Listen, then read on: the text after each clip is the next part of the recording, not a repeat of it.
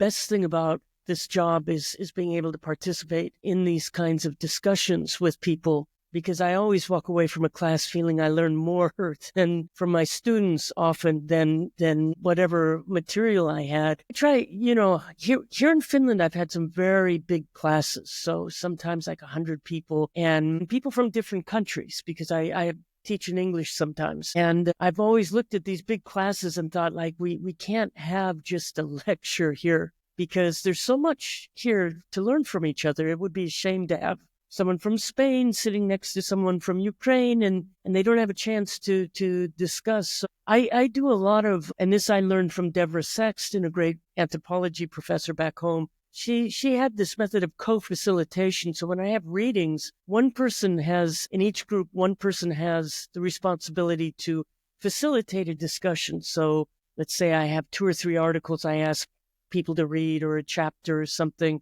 Then the co-facilitator kind of opens up what kind of discussion they want to have about the material, and everybody can kind of chime in. So in that way, instead of just lecturing about it, people are prepared because you want to show up for your colleagues and be able to discuss with them. But it also allows some creativity to take the discussion in the way they want to with the material, and the discussions can be quite different. I also sometimes ask people to bring artifacts into class and talk about them, like bring something that represents the future to you.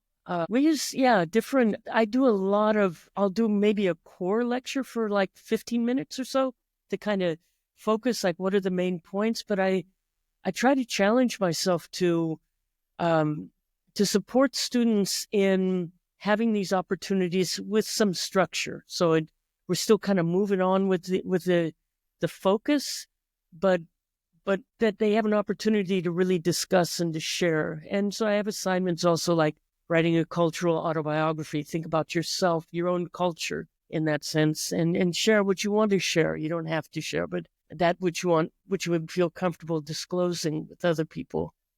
So, and a lot of it, Fresno students, taught me a lot about this because they were so willing. Your students are a little quieter sometimes. You have to do some work to warm them up a bit, that they're kind of like, they'll sit and watch you for a while before they speak.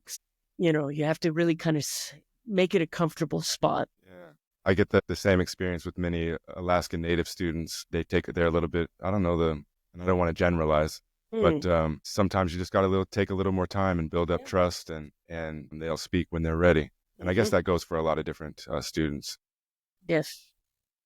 Well, what do you enjoy teaching about as a social work professor? It's changed over the years. So I think what I really enjoyed, I taught 13 years in Fresno, and I've been back here in Finland for about 6 years. So in Fresno, I really enjoyed community social work a lot, because we got out of the class. It was easy to get out of the classroom and go places. We do walks in the community. We were active with different community events and different activities. I was also many years involved with HIV, different projects in Europe and in the US. So, students organized informational events. And, I always appreciated the enthusiasm of Fresno students. So teaching about community there in the macro practice class we had, that was really great. And I always admired how students in California really could, organize stuff and get things going. In Finland, the curriculum's a little different, but I enjoy classes on diversity. It, of course, is filtered through a different cultural experience here, a different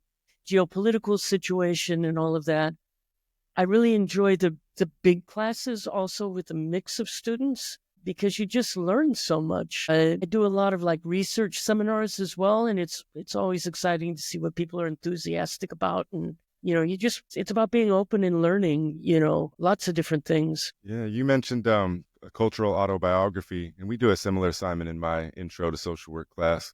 But I'm curious on how you like to get students to think about or to write about their own culture. Oftentimes, when you're dealing I can't speak for Finland, but here in the United States, if you ask some people about their culture, it's going to be very general. It could even be, what kind of cereal they like, or what their favorite sports team is, and then if you go deep, maybe like what religion they were born into their family, things like that. Very general. And I think that culture is much more nuanced. You know what I mean?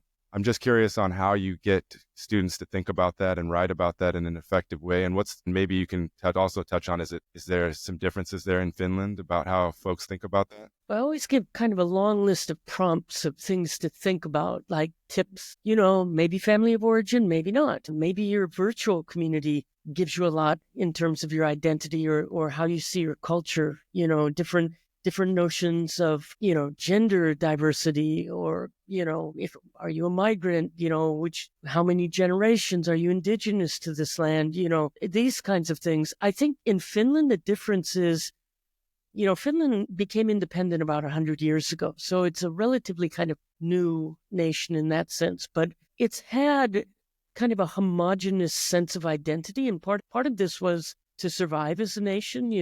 Finland has had kind of a similar experience as Ukraine, in World War II. So there's been this strong force of homogenizing. But of course, Finland as any nation, is very diverse. The only indigenous people in Europe live in the north of the Sami people live, and it stretches from Norway through Sweden and Finland over to Russia. So Sami land's been kind of cut up. So there are indigenous people, Roma people, even differences among Finnish people from the east and west. And so some of it is here when I talk about that assignment is trying to encourage people to kind of trouble that homogenous story that has been so strong. And I think also in Finland, I would say in the last 15 years, there's been a lot more research and thinking done about colonialism and how has Finland been complicit with colonialism, even though it didn't technically